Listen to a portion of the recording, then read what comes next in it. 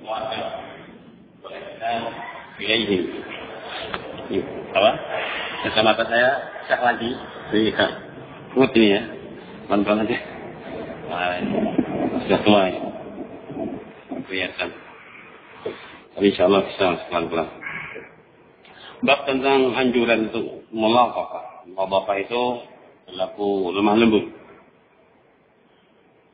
Sudah beberapa hadis kita baca menunjukkan bahwa betul-betul dalam agama kita ini dianjurkan untuk melemah lembut kepada para atau anak-anak yatim atau orang-orang yang lemah fisiknya, untuk lemah keadaan materinya, dan berbuat ihsan kepada mereka. Ini suatu anjuran yang sangat banyak di dalam hadis Rasulullah SAW menyebutkan. Termasuk hadis ini masih berkaitan dengan hal tersebut, di mana dari Anas bin Malik radhiyallahu anhu, Nabi sallallahu alaihi wasallam qala man ala jariyatain hatta tablugha jaa yaumil qiyamah ana wa huwa kahatain Allahumma asabi'ahu rawahu Muslimun. Dari Rasulullah sallallahu alaihi wasallam beliau bersabda, man ala di mana mahfudun min al-aul wa huwa al-aul. Ala itu bermakna diambil dari kata al-aul. Al-aul bermakna aul, bukan pertolongan. Al-muradu fi, yang dimaksud dengan kata ali itu adalah qama alaihima bitarhiyah, yaitu berihsan ilaiha. Sekarang siapa yang mengurusi, mentarbiyah, mendidik serta berbuat baik ihsan kepada dua anak perempuannya, jadi maksudnya bukan budak tapi dua anak perempuannya. Yang punya dua anak perempuan atau lebih, kemudian dia didik, pelihara, mungkin pendidikannya langsung atau tidak langsung misalkan dia didik sendiri, tidak langsung misalkan disekolahkan atau yang lainnya, diarahkan untuk taklim, diarahkan untuk datang di majelis ilmu atau yang lainnya, orang tuanya, kemudian mengurusinya, kebutuhannya, makannya, minumnya, tempat tidurnya, dan lain sebagainya, dari segala kebutuhan dua anak putrinya. Hatta tablugha, sampai dia, tablugha maknanya adalah hatta yasilna ila halati yastaqilani. Yastaqilani itu sudah sampai dia merdeka. Bi anfusihima, atau dia bisa mengurusi dirinya sendiri sampai dia dewasa dan sudah bisa mandiri, begitu ya. Barangkali bahasa yang lebih tepat.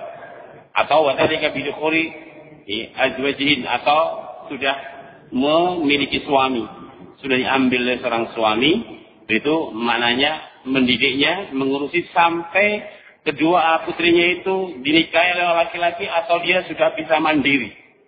Kata Rasulullah seperti itu. Maka kata beliau, ja'a yaumul qiyamah, akan datang nanti pada hari kiamat. Siapa? Orang tua yang berbuat demikian tadi. Ana wa huwa kahatain, kata Rasulullah. Aku dan dia seperti ini. Sambil beliau merapatkan dua jarinya.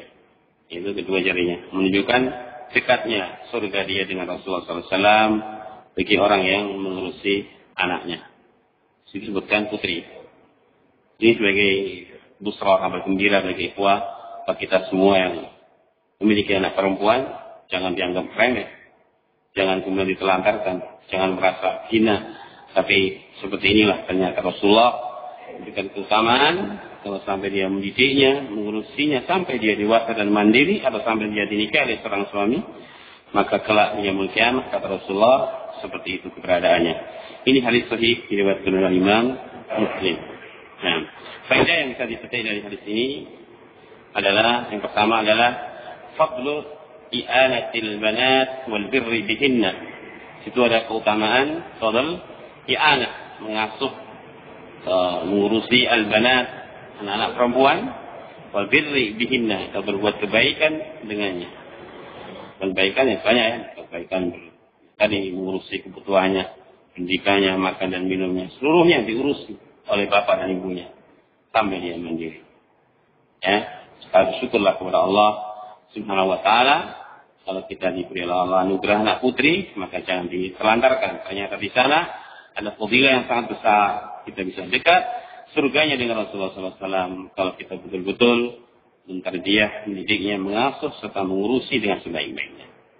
Nah, kemudian yang kedua, faedah yang kedua, inayatul abawain bil banati tarbiyatan tahdiban sababun fi dukhulil jannah wa ulul manzilati fiha.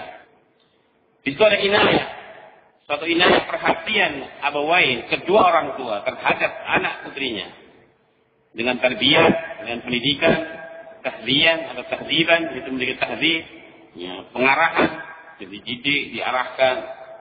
Itu adalah sababun fi dukhulil jannah, merupakan sebab masuknya surga, wa uluwi manzilatin fiha, dan tingginya manzilah kedudukan di dalam surga. Ya, insyaallah. Setelah ini adalah kita yang punya anak putri lebih semangat lagi. Ya, lebih menyayangi lagi, lebih semangat lagi untuk mendidiknya, mengarahkannya, menjaganya, agar kita bisa mendapatkan fadilah yang demikian. Bisa menjadi sebab masuknya surga dan tingginya manzilah di surga dengan kita mentarbiyah, mengurusi putri-putri kita. Hadis yang selanjutnya, wa an Aisyah radhiyallahu anha qalat, dakhalat alayya imra'atun wa ma'aha ibnatani laha tas'alu falam tajid indi syai'an ghaira tamrah wahidatin fa'taituha iyahu faqatamatha baina ibnatayha wa lam ta'kul minha thumma qamat fa kharajat fa dakhala nabiyyu sallallahu alaihi wasallam alaina fahbartuhu faqala man ibtuliya min hadhil bala bi syai'in fa ahsana ilayhinna kunna lahu sitran minan nar, muttafaqun alaih. Jadi bagus lagi ini keutamaan yang selanjutnya. Dari Aisyah radhiyallahu anha, semoga Allah meridainya, dakhalat alayya imra'ah, masuk kepadaku seorang perempuan. Wa ma'aha ibnatani, kedua perempuan itu membawa dua anak putrinya. Laha tas'alu, dia meminta kepada Aisyah, minta suatu makanan. Jangan kemudian diputus ini, kemudian berdalil, bolehnya kita minta-minta. Nanti akan penjelasannya ada. Kenapa kau perempuan ini meminta?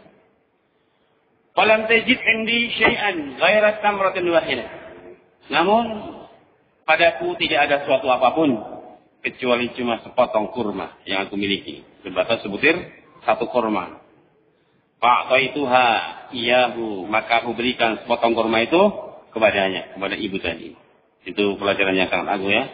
Seorang istri Nabi ternyata makanannya cuma seperti itu, satu kurma, dan ketika dia juga butuh ingin memakannya, ada orang yang minta diberikan. Ini Aisyah radhiyallahu anha.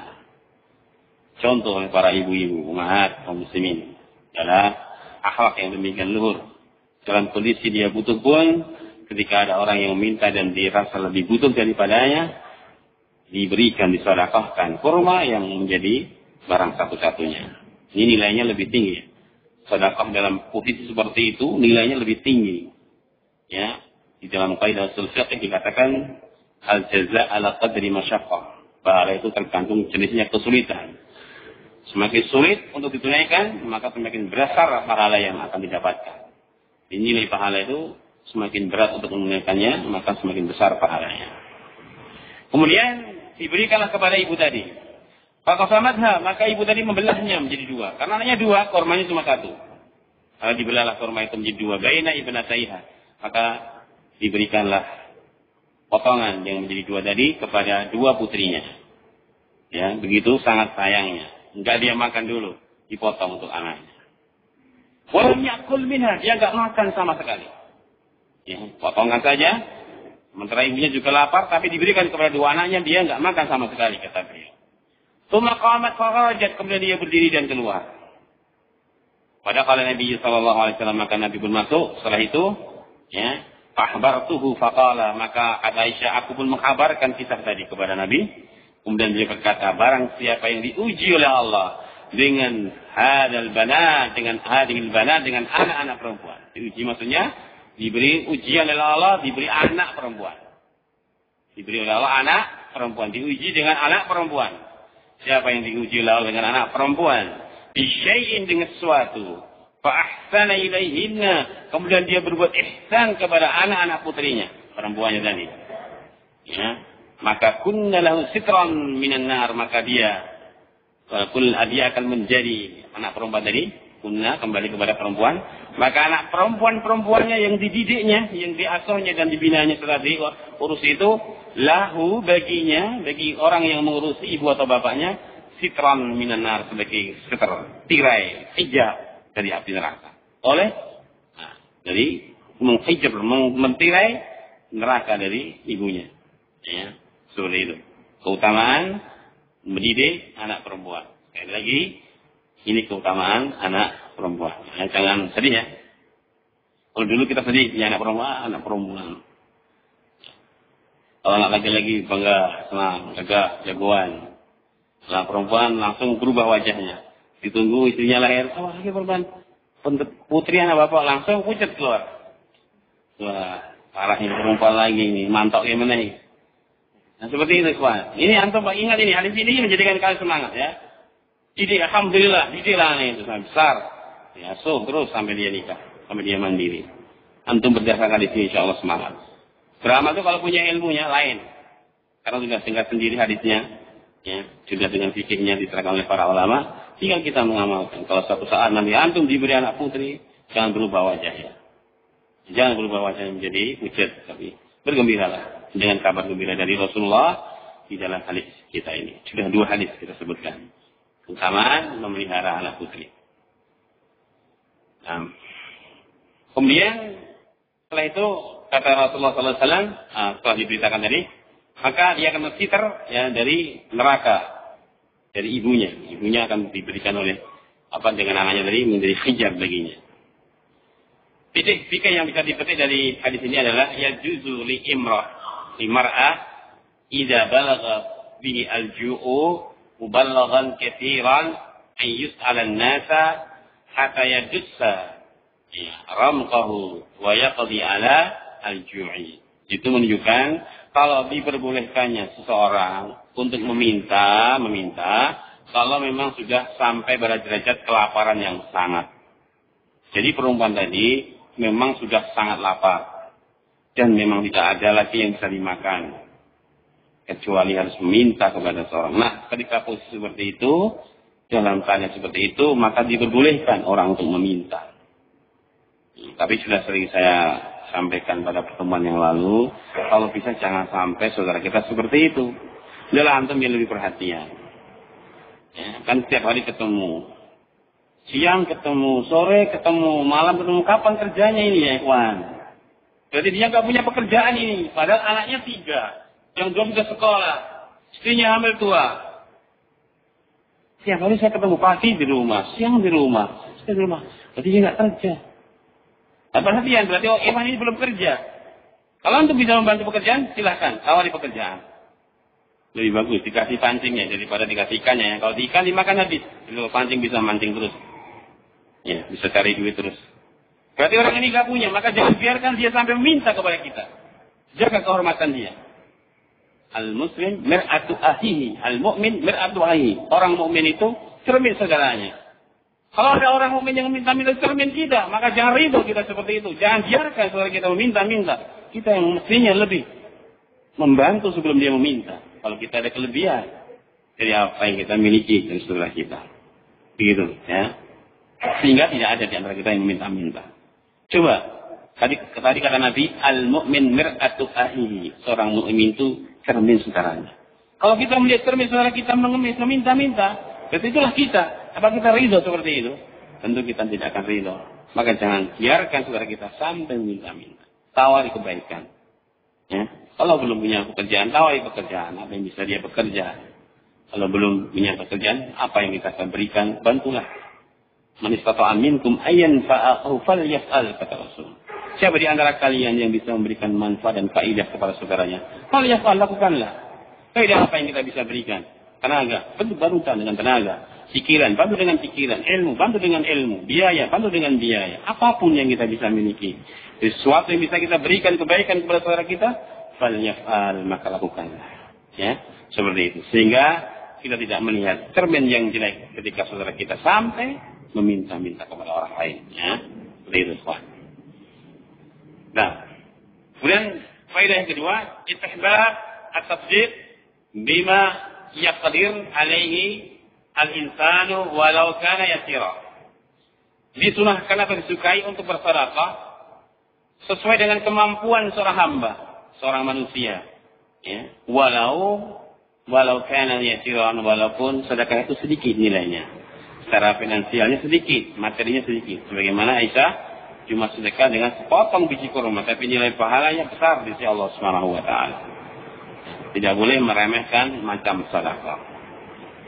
Tidak boleh dengan karena sedekah itu di dalam hadis terangkan akan diambil oleh Allah dengan tangan kanannya, kemudian Allah akan kembang biakkan sedekah dari hamba tersebut. Jadi kalau seorang hamba bersedekah, sedekahnya akan diambil oleh Allah dengan tangan kanannya, kemudian Allah akan mengembangkan sedekah yang diberikan kepada hamba tadi. Jadi akan berlipat-lipat nilainya, akan bertambah banyak. Sehingga Rasulullah mengatakan tidak akan berkurang harta dengan sedekah. Balzadu, tampillah 3 kali. Bahkan bertambah.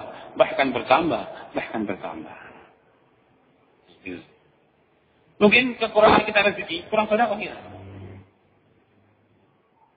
Kok rezeki saya agak sulit. Coba, antum agak berani sedekahnya. Ya. Potonglah. Kalau antum makan 1000 kenyang, makan 800 juga kenyang, makan aja 800, yang 200 sedekah. Makan 3000 kenyang, makan 2500 kenyang. Makan aja 2500, yang 500 sedekah. Ya kan? Sama-sama kenyangnya. Antum makan 3000 kan kenyang ya. Makan 2500 juga kenyang, ya toh? Ya, makan aja 2500, yang 500 sedekah. Insyaallah. Wa may yattaqillaha yaj'al lahu makhraja wa yarzuqhu min haitsu la yahtasib. Barang siapa yang bertakwa kepada Allah, maka Allah akan berikan jalan keluar dan Allah akan berikan rezeki dari arah yang tidak disangka dan diduga. Sedekah adalah amalan ketakwaan. Tanda orang beriman dan bertakwa itu adalah bersedekah. Alladzina yunfikuna fis sarra'i wad dharra. Orang yang beriman itu kata Allah, orang yang selalu bisa berinfak di kala lapang dan di kala sempit.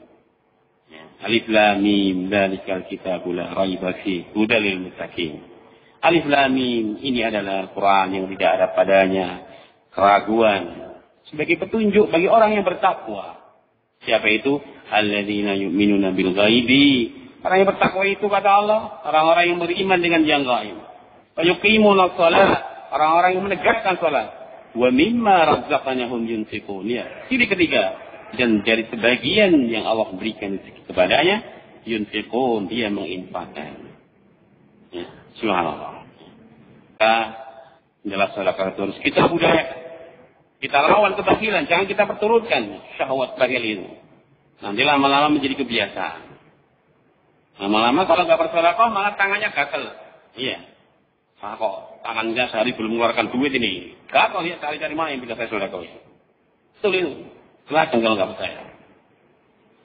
Kalau sudah bisa sedekah tangannya itu, kalau nggak memberi orang tangannya itu risi. Betul itu. Silakan antum latihan. Kalau nggak ada yang sedekah, dia harus cari orang sedekah. Barangkali siapa yang bisa bersedekah. Demikian. Karena apa? Sudah jadi tabiat dia. Suka memberi. Suka berinfak. Itu bisa didapatkan dengan dia riyadhah, latihan yang terus-menerus sampai menjadi karakter dan menjadi tabiat dia bersedekah. Karena dia latih terus. Ya, seperti ini. Sifat-sifat orang beriman seperti itu. Dan itu diyakini oleh orang-orang munafik. Ketika Allah beriman, وَأَنْفِقُوا مِمَّا رَزَقْنَاكُمْ مِنْ قَبْلِ أَنْ يَأْتِيَ أَحَدَكُمُ الْمَوْتُ فَيَقُولَ رَبِّي لَوْلَا أَخَّرْتَنِي إِلَى أَجَلٍ قَرِيبٍ فَأَصَّدَّقَ وَأَكُن مِنَ الصَّالِحِينَ. Kata Allah apa? وَأَنْفِقُوا مِمَّا رَزَقْنَاكُمْ, hendaklah kalian infakkan sebagian yang aku rezekikan kepada kalian sebelum kalian didatangi al-maut, kematian. Kemudian mereka menunda-nunda, mengulur waktunya nanti sampai kematian mau menemuinya. Dia ngomong apa? Ya Rabbi lima sakyartani ila ajalin qarib. Wahai Rabbku, sekiranya engkau tunda kematianku sebentar saja. Qarib. Fa'asaddaqa, aku akan sedekah ya Allah. Dan aku akan catat sebagai hambamu yang salih tadi. Wa aku minas salihin. Fa'asaddaqa wa aku minas salihin. Tunda ya Allah kematianku barang sebentar saja. Fa'asaddaqa wa aku minas salihin. Dan aku akan bersedekah dan aku akan catat sebagai hambamu yang salih ya Allah. Ya, diakui oleh orang munafik. Ayat ini turun orang munafik ketika diperintahkan untuk bersedekah. Ya, mereka menunda-nunda, mengulur-ngulur. Begitu kematian datang, minta diundur waktu matinya mau sedekah. Dan akan dicatat sebagai hamba yang saleh. Itu menunjukkan pemahaman yang sangat jelas bahwa sedekah itu adalah salah satu ciri tanda orang yang saleh, orang yang bertakwa, orang yang beriman kepada Allah Subhanahu wa taala. Antum budayakan saja, biasakan dengan bersedekah. Kaidah yang kedua, jangan mulai berusaha ya.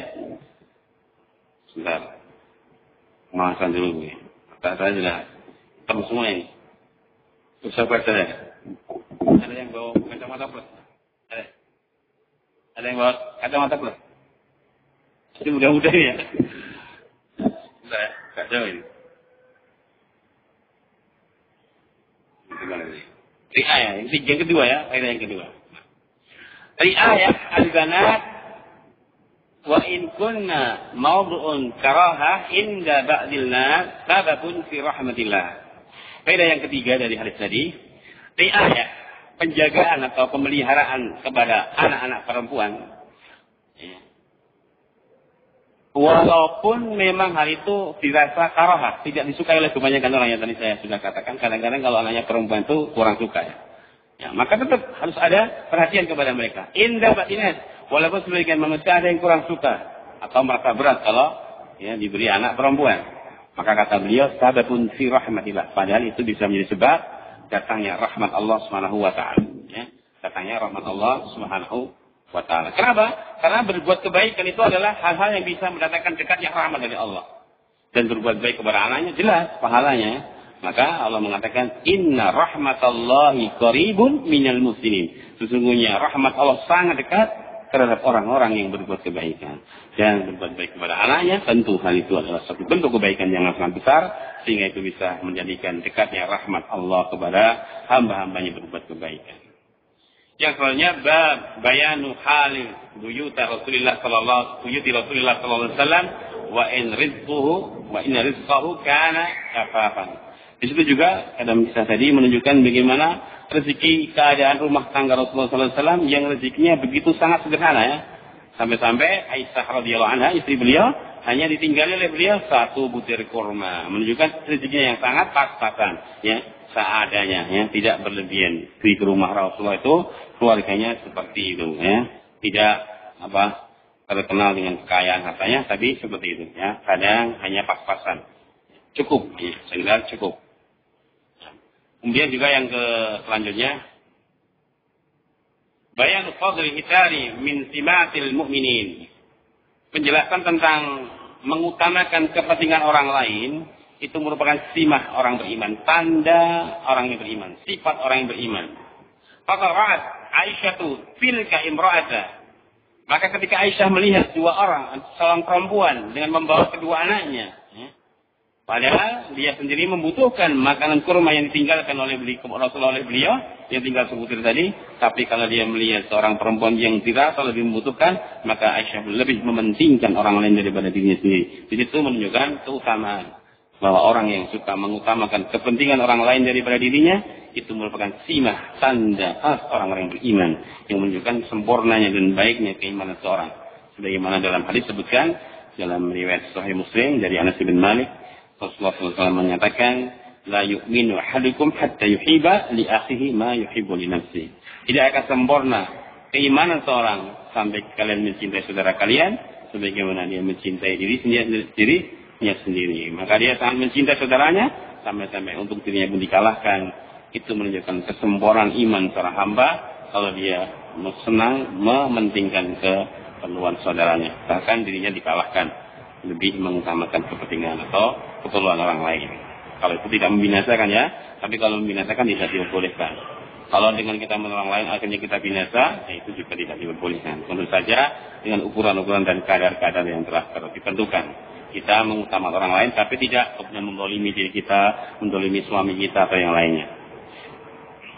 Kemudian yang terakhir dari faedah tadi adalah jawazu dzikril ma'ruf wa tahaddits ni'matallah illam yakun ala wajhil faqr wa riya. Di situ juga diperbolehkan untuk menyebutkan hal yang baik dan menceritakan nikmat yang Allah berikan kepadanya selama tidak dalam posisi yaitu fakhr, sombong, merasa tinggi atau tidak. Ini boleh seorang menceritakan kenikmatan yang Allah berikan kepadanya. Jadi kenikmatan apa saja, baik kenikmatan anak, kenikmatan suami istri, kenikmatan harta yang banyak, boleh dia ceritakan kepada siapapun. Asal dia ketika menceritakan itu tidak ada unsur kesombongan, tidak ada unsur riya, tapi betul-betul dia ingin bersyukur kepada Allah dengan menceritakan nikmat tersebut. Sebagaimana dalam ayat dikatakan, "Fa bi ni'mati rabbika fahaddits," maka terhadap nikmat Tuhanmu fahaddits, ceritakanlah. Oh, saya alhamdulillah Allah berikan saya kemudahan rezeki, ya, sehingga saya bisa berbuat seperti ini, saya bisa naik haji, saya bisa menyantuni anak yatim, saya bisa bantu, itu karena Allah memberikan saya banyak karunia. Dan nikmat-nikmat yang lainnya diperbolehkan kita untuk menceritakan, bukan bangga, tapi semakin tambah kita bersyukur kepada Allah SWT atas kenikmatan yang Allah berikan kepada kita dengan kita menceritakan. Satu hadis lagi insyaallah masih bisa. Wa an Aisyah radhiyallahu anha qala ja'atni miskinan tahmilu ibnataini laha. Langsung bisa terjemahkan ya. Kata Aisyah, datang kepadaku orang miskin. Tahmilu ibnataini laha. Dia menggendong kedua putrinya.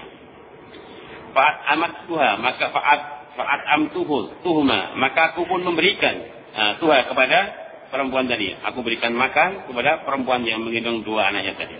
Salah satu tamratin, 3 butir kurma. Aku berikan kepadanya 3 butir kurma. Kan anaknya 2, dia 1, pas 3. Maka fa'atat kulla wahidatin minhuma, maka si perempuan tadi, ibu tadi memberikan 1 untuk anaknya yang putri, 1 untuk yang lainnya. Berarti kedua kurma dikasihkan kepada 2 putrinya. Fatamratan rafa'at ila fiha, dan 1 kurma sudah mau diangkat ke mulutnya. Ini 1 dikasihkan anak putrinya, 1 putrinya, tinggal 1. Ini tinggal mau dimakan, mau dimasukkan ke mulut ibunya tadi, yang ke bagian 1. Ditakuluha untuk memakannya.